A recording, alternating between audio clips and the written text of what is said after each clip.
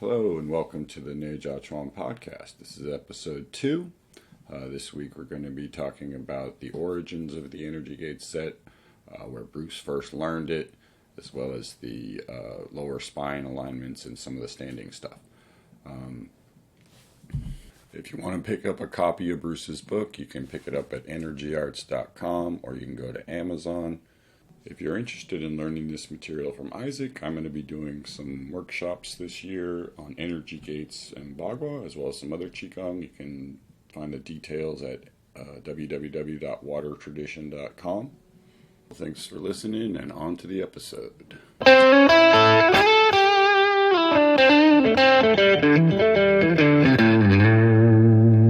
Today, we're going to pick up where we left off at the foreword. The first section is Hong Kong, in search of the elusive Qi power. The dream of every serious student of Tai Chi and Qigong and the martial arts is to study with an authentic Grand Master who will reveal all the secrets of these arts. And so I think, anyone who does martial arts and Kung Fu, there's, lots of legends, lots of stories about adventures with Grand Masters.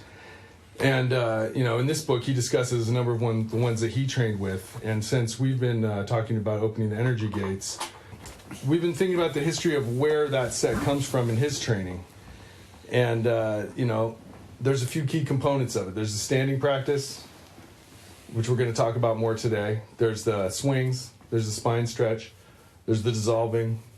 And it seems like for him, this training started when he was in Japan, and he found a teacher in the park who was teaching standing and exercises similar to the ones that we see in opening the energy gates of your body.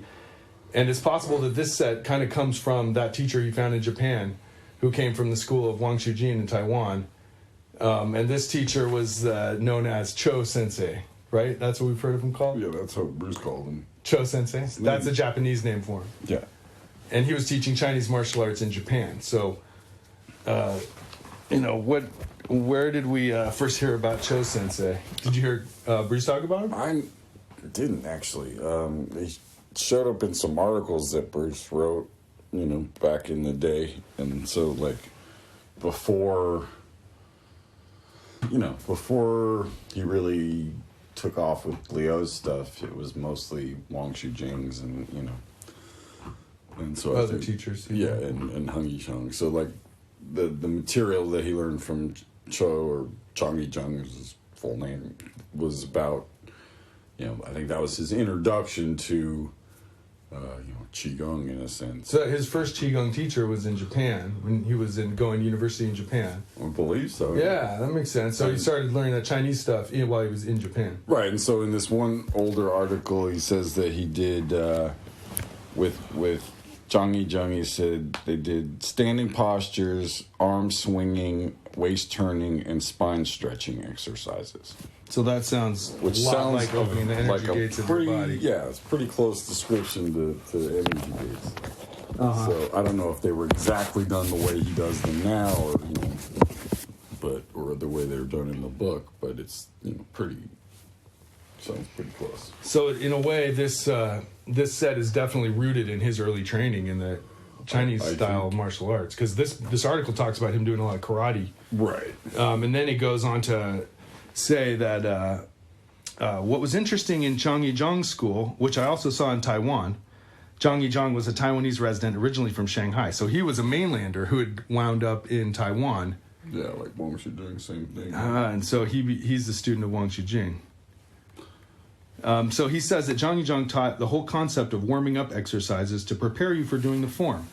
The standing postures, arm swinging, waist turns, spinal stretches. The idea was that you did these exercises to prepare for the form, as the form was a martial art, not solely a health exercise. So that speaks to the idea of opening the energy gates as a warm-up for martial arts. Right, which is what that's how he taught it back then. So when you started your training, that was more the philosophy? Yeah, so this goes kind of what we were talking about last time about, the pyramid of health and meditation and fighting. And it's like, back then, fighting was the top, and health and meditation were sort of to support your fighting training. Yeah. Now it's like martial arts and, meditation supporting your Qigong, and, so you can sort of rotate the pyramid however you want, and I think that's what's sort of changed over time. So now it's much more, the martial arts and the qigong are there to make your body strong so that you can meditate. Whereas as people who like Whereas back martial then arts, it was like you meditated to make your mind strong so that you could fight better. Right. Same, arguments. I always like the sound of that, brother. Yeah, me too. So you do these exercises to prepare for the form. So did he ever talk about opening the energy gates as a warm-up for a specific form? Me always right. So Energy Gates was the Tai Chi set. Heaven warm and up Earth, for Tai Chi. Like Heaven and Earth was more a warm up for Xingyi, and then Gods would be more of a warm up for Bagua. I don't know how strict that all was, but it seems to kind of follow. That they each follow a certain sort of type of movement. Right? So when he was teaching weekly classes, did he use those as warm up sets? Yeah, you would. I mean, the early classes I went to, the Tai Chi class at least was split. Bagua had its own warm ups. Like the arm stuff where your hands are crossed in front of you and stuff like that. And your the feet pigeon toed, and that spine stretch. That one where you bend forward with your feet pointing in. But for the Tai Chi class, frequently the warm-up would be something like the swing or, cloud hands, because that's just such a big component of... But you wouldn't necessarily do the whole set. It was just, But early on, I think he did have it, although I didn't take the class, it was like an hour and a half class. And the first half hour was standing, and then it was, Qigong, and then it was Tai Chi. But I didn't take that. I didn't. So combined Qigong, Tai Chi. Yeah, that was the long form class, and I didn't go that one. I just showed up after to do the push hands. So this article we've got here from, what year is this article? It's an old article, The Making of a Master, from, I don't see the year in there. At the bottom there? Fighting Arts International is the magazine, and the article is a composite of interviews by Carolyn Gross, Adam Johnson, Graham Noble, and Terry O'Neill. And so he's talking further about Cho Sensei and his experience in Japan. There's a great emphasis is constantly placed on basic work, the stances, waist flexibility, keeping the back straight, not sticking the butt out, not letting the lower back sway. Zhang really emphasized these points, and he made you go over them again and again with basic stance work rather than completing the form in a certain time. So does that sound familiar? Softly, yeah. Because that's what Energy Gates is all about. You repeat again and again, waist flexibility, keeping the back straight, not sticking the butt out, not letting the lower back sway. Those seem like the alignments that are critical to that. That's why I think, originally it was core 1, right? It was about, these were core exercises, so that's another thread to all this, is the idea that when he was first teaching this material, he called it the core exercises, right. And the core exercises were Tai Chi core exercises. It was, or I guess internal martial arts core exercises, but they sort of combined to make all the pieces you would need to do it, fill in the blank, whatever internal martial art you wanted to do. But, if you had those pieces, you had all of the, 16-part Neijiaquan stuff, at least. Available to you. Right. Yeah, so, this article is really telling, because it's talking about really these roots of opening the energy gates. Right, and I think, just everything beyond that, like with everyone else he studied with, just reinforced it. I think... Wang Shujing clearly was more about fundamentals and, less forms, more basics. Yeah. Which is pretty much the model that Bruce, followed. Like, he didn't teach all the forms like in the Tang Shu Dao system or whatever. Sure. So the Tang Shu Dao system's a whole nother story. That's a much wider system with lots more pieces. Whereas Wang Shujin's teaching, and same with this guy Zhang Yizhang, it's pared down to real hardcore basics. I think with Wang Shujing's stuff, it was sort of equal parts health, fighting, and meditation. I think with Hung Shang, it was mostly just fighting. And, you know, probably, especially during the era he was there, but also some there of good medicine and right. I mean, I don't. I think he might have learned some of that, but I don't think that was. I'm thinking there were people hanging around. Talking about it, Zhang Yizhang. I mean, again and again, he says, you know, Bruce says many schools in the West just do not emphasize the basic foundation practice to embody the fundamental principles of Tai Chi. Without that work, it's difficult for your mind and body to absorb what Tai Chi has to teach you. So I think that speaks to opening the energy gates as a warm-up for Tai Chi in any internal martial art. It's specifically designed to give your body the basic position, the alignments especially he talks about within opening the energy gates.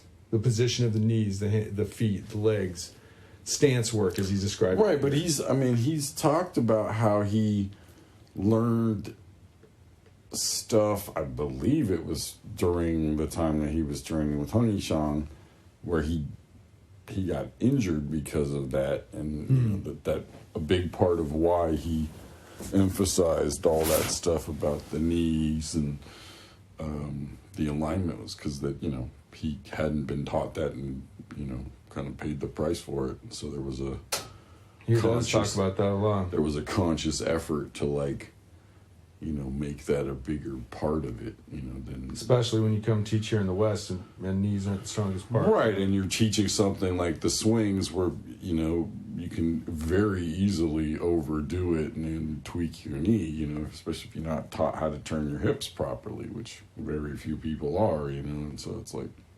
So when you're doing the swings, paying attention to the knees is probably pretty important. Or cloud hands. I mean, anything where you're turning your body... right? And there's the pressure. Yeah, that twisting motion is how most knee injuries occur, is from, you know, some sort of torque or twist. And, you know, even doing it slow, if you do it incorrectly a bunch of times, it's, you know, it adds up. Yeah, and that's what he always emphasizes. So right at the end of this section here, he says, right now, Zhang Yizhang is living in Los Angeles, and I would wholeheartedly recommend him as a really excellent teacher, especially for beginners. Yeah, well, which is pretty cool. But unfortunately, he's passed away since then. I think about 10 years ago. Yeah, it's been a while, huh? So, leaving behind the history of the set, we're going to jump forward to where we left off in terms of the actual training of the opening energy gates. So the next topic was placement of the spine. Your tailbone should point to the ground. So what we were just talking about, it sounded like Zhang Yizhang also was very focused on making sure that your tailbone is perpendicular to the floor. I believe that's one of the tenets of the set. Now, the big thing is that often gets misinterpreted as pushing your pelvis forward. So that's the famous, like, tucking the tailbone might cause you to overly strain your hips, kind of. Well, you have to differentiate between your pelvis and your tailbone. Your tailbone is a very small thing at the end of your sacrum that has a range of motion that's smaller than maybe 4 or 5 millimeters. Sure. Your pelvis is a big thing that you can swing 4 or 5 inches. Sure. So you're not pushing your pelvis forward. That would sort of make your shoulders and your head go back. Where if you're dropping your pelvis and tucking your tailbone, the only thing that's moving forward is your tailbone. Your pelvis is actually just dropping towards the floor. So the pelvis itself is sort of relaxing, opening, and sinking your weight. Then the tailbone itself hooks forward slightly to stretch. Right, and that's where you get the ability to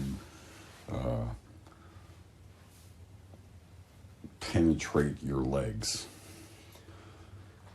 Bruce uses a different phrase for that.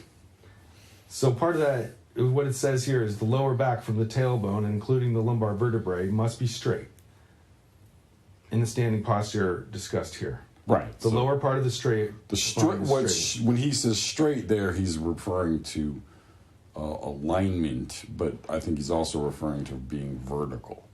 Because you can be straight and not be vertical. You can be vertical and not be straight. Those are two different. So he says that the spine has an S shape, but for this posture here, you want to gently straighten your spine by rolling the hips under and using the inner back muscles to push the kidneys slightly back. Right. So that's the dropping of the pelvis and sort of pressing the kidneys back to align the spine. So traditionally, they'll have us put your hand on the back of somebody's lower back, and then as as they lightly let their hips roll under, they let their lower back press against your hand. That's the idea of pushing back with the kidneys a little bit to straighten the spine. Yeah, I think it's better to do it as a diagonal, one hand on the chest and one hand on the lower back, so that the whole spine is straight. Because if you just do the lower back, like I said, they can push their lower back, but their shoulders will lean back. So if you get the thing of sort of squishing someone from the chest and the lower back, they have to balance it out in terms of the pressure, and that's what you're looking. So when you open up that lower back, you have to be sure not to kink some other part of your body. It's the dropping the chest and raising the spine, right? The pushing back of your lower spine is really that's the bottom of where the spine starts to raise up. And so the chest is going down and the bottom of the spine is opening, lifting, and that's what sort of pushes it back. It's not that So you don't thrust your kidneys back and scrunch up your stomach. You don't use any muscular stuff inside your belly or anything. It's just that sense of when you straighten your body and drop your pelvis, it straightens out your spine. So it's that. So it feels like you're instead of sort of being a kinked up hose, your body's lightly stretched up and down. Yes, get a nice flow through proverbial string of 9 pearls, right? You hold one end of it, and if you just let the rest of it drop, it straightens out. And the tucking of the tailbone is basically taking that bottom pearl and just twisting it a little bit. Or maybe tugging it a little bit. Whatever, moving that one. But you're not moving all of them to move the bottom one. Right? You're not swinging the whole strand to get the bottom one to move forward, which is what pushing your pelvis forward does. So that's kind of technical, but it's important that if you're going to do it, that you understand that it's your whole spine, not just this piece next to your tailbone. So the idea is that you keep your back fairly straight, you don't lean any which way, you don't let your neck get kinked out, and then your lower back presses backwards slightly to straighten itself out. Yeah, that's more about just when you relax and kind of drop your pelvis. So it seems like the thing that goes along with this is the placement of the neck and head. He says your head should float lightly above your neck, which is held straight. So this is the, Zhongding, right? The center line, or Zhongmai, if you want to use Bruce's terms.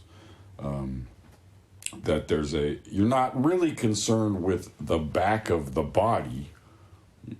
That's the closest thing you can touch. So you put your hand on someone's back, but the line is through the center of the body. So, people. And you can't touch that. No, not without causing the person a little discomfort. So you have, the shape of the exterior body can be all sorts of different shapes, depending on the person, but that center line is what you're really looking for. So you're using the exterior stuff as just a guideline, but that ultimately it's about feeling that connection from your head to your tailbone. And so it seems like his instructions here, you start by letting your hips sink a little bit and stretch your lower back. Now the second part, you let the top of your head rise and float above the neck, and that's stretching the upper back kind of. Right, and somewhere in the middle is your breathing, and that kind of stretches out the middle. So you get the sense of the top and the bottom. Nothing's really pulling, it's just that they sort of, the key word there is float.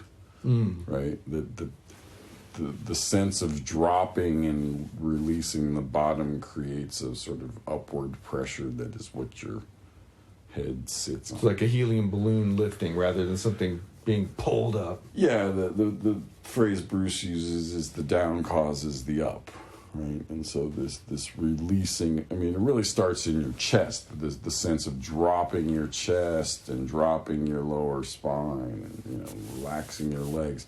That causes this sort of upward pressure, like pressing a ball down in water or something. So the more your body's sort of sinking, the top of your head naturally gets a sense of rising above. Yep. And that's, I think,